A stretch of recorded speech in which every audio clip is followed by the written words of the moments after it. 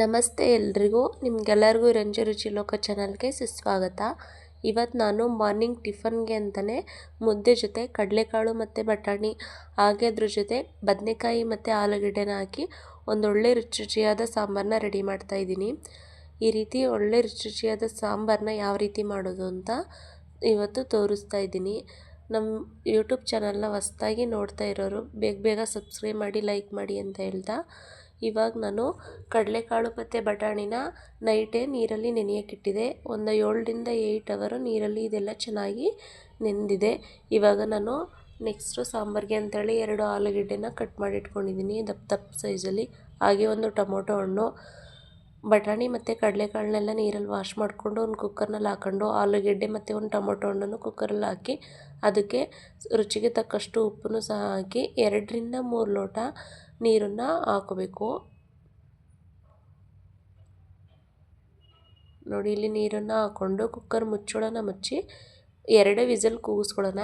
Whistle ಪೂರ್ತಿ ಆರೋವರೆಗೂ ಕುಕ್ಕರ್ನ ತೆಗಿಯೋಕ್ಕೆ ಹೋಗಬೇಡಿ, ಯಾಕಂದರೆ 2 ವಿಸಲ್ ಕೂಗಿಸ್ಕೊಂಡಿರೋದು ಅದಕ್ಕೆ.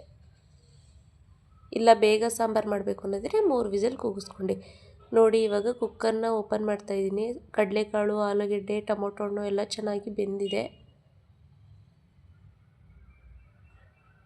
ಇವಾಗ ಕಡಲೆಕಾಳು, ಬಟಾಣಿ ಮತ್ತು ಟೊಮೊಟೊ ಹಣ್ಣನ್ನು ಸಪ್ರೇಟ್ ತೆಗೆದಿಟ್ಕೊಂಡಿದ್ದೀನಿ. ಅಂದರೆ ನಾನು ಕಾಳು ಎಲ್ಲನೂ ತೆಗೆದಿಟ್ಕೊಂಡಿಲ್ಲ, ಒಂದು ಮಸಾಲೆ ರುಬ್ಬಕ್ಕೆ ಅಂತೇಳಿ 2 ಸ್ಪೂನ್ ತೊಗೊಂಡಿದ್ದೀನಿ. ಹಾಗೆ 2 ಬದನೆಕಾಯಿನ ದಪ್ಪಗೆ ಕಚ್ಚಿಟ್ಕೊಂಡಿದ್ದೀನಿ. ಇವಾಗ ಆ ಬದನೆಕಾಯಿನೆಲ್ಲ ಈ ಸಾಂಬಾರು ಜೊತೆ ಸೇರಿಸೋಣ.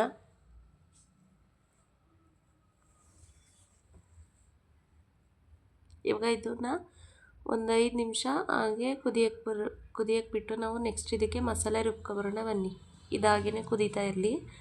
ಮಸಾಲೆ ರುಬ್ಕೊಳ್ಳೋಕ್ಕೆ ಅಂತ ಹೇಳಿ ನಾನಿಲ್ಲಿ 2 ಈರುಳ್ಳಿನ ದಪ್ಪ ಕಟ್ ಮಾಡಿ ಹಾಕ್ಕೊಂಡಿದ್ದೀನಿ. ನೆಕ್ಸ್ಟು ಇದಕ್ಕೆ ನಾನು ಆವಾಗಲೇ ಬೇಯಿಸಿಟ್ಕೊಂಡಿದ್ವಲ್ಲ ಟೊಮೊಟೊ ಹಣ್ಣು, ಅದನ್ನು ಹಾಕೋತಾ ಇದ್ದೀನಿ. ಇವಾಗ ಟೊಮೊಟೊ ಹಣ್ಣು, ಕಡಲೆಕಾಳು, ಬಟಾಣಿ ಎಲ್ಲ ಚೆನ್ನಾಗಿ ತಣ್ಣಗಾದ್ಮೇಲೆ ಹಾಕೋಬೇಕು, ಇಲ್ಲಾಂದರೆ ಮಿಕ್ಸಿ ಬೇಗ ಕೆಟ್ಟೋಗುತ್ತೆ. ಇವಾಗ ಕಡಲೆಕಾಳು, ಬಟಾಣಿನೂ ಇದಕ್ಕೆ ಸೇರಿಸ್ಕೊತಾ ಇದ್ದೀನಿ. ಹಾಗೆ ಕಡಲೆನೂ ಹುರ್ಗಡ್ಲೆನೂ ಹಾಕ್ಕೊಂಡಿದ್ದೀನಿ. ತೆಂಗಿನ ತುರಿ ಇರಲಿಲ್ಲ, ಅದಕ್ಕೆ ಹಾಕ್ಕೊಂಡಿಲ್ಲ. ನೀವು ತೆಂಗಿನ ತುರಿನ ಸೇರಿಸ್ಕೊಳ್ಳಿ, ಇನ್ನೂ ಚೆನ್ನಾಗಿರುತ್ತೆ. ನೆಕ್ಸ್ಟು ಖಾರಕ್ಕೆ ಅಂತ ಹೇಳಿ ಸಾಂಬಾರು ಪೌಡರು, ಧನಿಯಾ ಪುಡಿ, ಸ್ವಲ್ಪ ಗರಂ ಮಸಾಲನ ಹಾಕ್ಕೊಂಡಿದ್ದೀನಿ. ಇವಾಗ ಇದಕ್ಕೆ ಒಂದು ಸ್ವಲ್ಪ ನೀರು ಹಾಕ್ಕೊಂಡು ನುಣ್ಣಗೆ ರುಬ್ಕೊಬನ್ನಿ. ನೋಡಿ, ಈ ರೀತಿ ನುಣ್ಣಗೆ ರುಬ್ಕೋಬೇಕು. ನೆಕ್ಸ್ಟು ನಾನು ಆವಾಗಲೇ ಸಾಂಬಾರು ಗ್ಯಾಸ್ ಮೇಲೆ ಇಟ್ಟಿದ್ದೆ, ಅದು ಚೆನ್ನಾಗಿ ಇವಾಗ ಕುದಿ ಬರ್ತಾಯಿದೆ. ಇವಾಗ ಇದಕ್ಕೆ ಮಸಾಲೆ ರುಬ್ಬಿರೋಂಥ ಮಸಾಲೆನೆಲ್ಲ ಸೇರಿಸ್ಕೊಳ್ಳೋಣ. ಸೇರಿಸ್ಕೊಂಡು ಚೆನ್ನಾಗಿ ಸ್ವಲ್ಪನೂ ಗಂಟಿಲ್ದೇ ಚೆನ್ನಾಗಿ ಮಿಕ್ಸ್ ಮಾಡ್ಕೊಳ್ಳಿ. ಮಿಕ್ಸ್ ಮಾಡಿದ್ದಾದಮೇಲೆ ಒಂದು 5 ನಿಮಿಷ ಹಾಗೆ ಕುದಿ ಬರೋಕ್ಕೆ ಬಿಡಿ.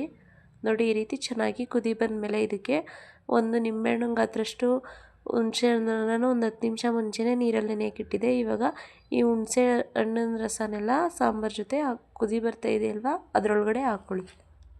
ಹುಣಸೆ ಹಣ್ಣಿನ ರಸ ಬಿಟ್ಟರೆ ತುಂಬ ಚೆನ್ನಾಗಿರುತ್ತೆ ಸಾಂಬಾರು ಫ್ಲೇವರು. ಇದನ್ನಂತೂ ಮಿಸ್ಸೇ ಮಾಡೋಕ್ಕೆ ಹೋಗಬೇಡಿ. ಇವಾಗ ಇದಕ್ಕೆ ರುಚಿಗೆ ತಕ್ಕಷ್ಟು ಉಪ್ಪನ್ನು ನೋಡ್ಕೊಂಡು ಹಾಕೋಬೇಕು, ಯಾಕಂದರೆ ನಾವು ಆವಾಗಲೇ ಕಡಲೆಕಾಳು ಬೇಯಕ್ಕೆ ಹಾಕಬೇಕಾದ್ರೇ ಉಪ್ಪನ್ನು ಸೇರಿಸ್ಕೊಂಡಿದ್ವಿ, ಸಪ್ಪೆ ಆಗಿತ್ತು, ಅದಕ್ಕೆ ನಾನು ಹಾಕೋತಾ ಇದ್ದೀನಿ. ನೀವು ನೋಡ್ಕೊಂಡು ಸೇರಿಸ್ಕೊಳ್ಳಿ. ನೆಕ್ಸ್ಟು ಸಾಂಬಾರಿಗೆ ಒಗ್ಗರಣೆ ಮಾಡ್ಕೊಳ್ಳೋಣ ಬನ್ನಿ. ನಾನು ಒಂದು ಗ್ಯಾಸ್ ಮೇಲೆ ಒಂದು ಬಾಣಲೆನ ಇಟ್ಟು ಅದಕ್ಕೆ ಒಂದು 2 ಟೇಬಲ್ ಸ್ಪೂನ್ ಆಗುವಷ್ಟು ಆಯಿಲ್ನ ಹಾಕ್ಕೊಂಡು, ಇವಾಗ ಅದಕ್ಕೆ ಸಾಸಿವೆನ ಸೇರಿಸ್ಕೊಂಡಿದ್ದೀನಿ. ಸಾಸಿವೆ ಎಲ್ಲ ಚಿಟಪಟ ಅಂತ ಸಿಡಿದ್ಮೇಲೆ 1 ಗಡ್ಡೆ ಈರುಳ್ಳಿನ ಸಣ್ಣ ಕಚ್ಚಿಟ್ಕೊಂಡು ಉದ್ದುದಕ್ಕೆ ಇವಾಗ ಅದನ್ನೆಲ್ಲ ಹಾಕ್ಕೊಂಡು ಒಗ್ಗರಣೆ ಮಾಡ್ತಾಯಿದ್ದೀನಿ. ಈರುಳ್ಳಿ ಎಲ್ಲ ಗೋಲ್ಡನ್ ಕಲರ್ ಬರೋವರೆಗೂ ಚೆನ್ನಾಗಿ ಫ್ರೈ ಮಾಡ್ಕೊಳ್ಳಿ. ನೆಕ್ಸ್ಟ್ ಇದಕ್ಕೆ ಸ್ವಲ್ಪ ಕರಿಬೇವನ್ನ ಹಾಕ್ತಾಯಿದ್ದೀನಿ.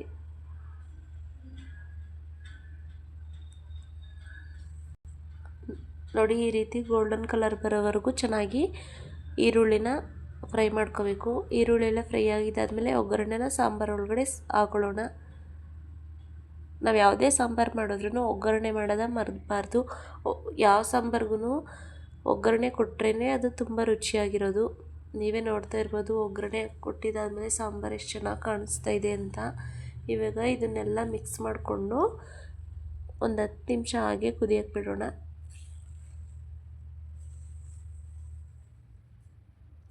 ನೋಡಿ, ಈ ರೀತಿ ಕುದಿ ಬಂದಮೇಲೆ ಬಿಸಿ ಅನ್ನೋ ಜೊತೆಗೆ ಸಾಂಬಾರನ್ನ ಸೇರಿಸ್ಕೊಂಡು ತಿಂತಾಯಿದ್ರೆ ತುಂಬ ರುಚಿಯಾಗಿರುತ್ತೆ.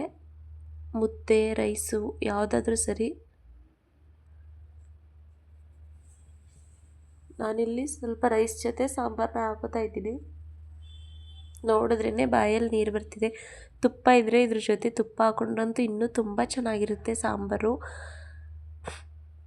ನಾನು ನೆಕ್ಸ್ಟು ಹುರುಳಿಕಾಳು, ಬಟಾಣಿ, ಕಡಲೆಕಾಳು ಇದನ್ನೇ ಹಾಕಿ ಮೊಳಕೆ ಕಟ್ಟಿ ಮೊಳಕೆ ಕಾಳು ಸಾಂಬಾರನ್ನ ಯಾವ ರೀತಿ ಮಾಡೋದು ಅಂತ ನೆಕ್ಸ್ಟ್ ವಿಡಿಯೋದಲ್ಲಿ ತೋರಿಸ್ತಾ ಇದ್ದೀನಿ. ನೋಡಿದ್ರಲ್ಲ ಸ್ನೇಹಿತರೆ, ತುಂಬ ರುಚಿಯಾಗಿ ಕಡಲೆಕಾಳು ಮತ್ತು ಬಟಾಣಿನ ಹಾಕಿ ಯಾವ ರೀತಿ ಸಾಂಬಾರು ಮಾಡೋದು ಅಂತ ತೋರಿಸಿದ್ದಾಯಿತು.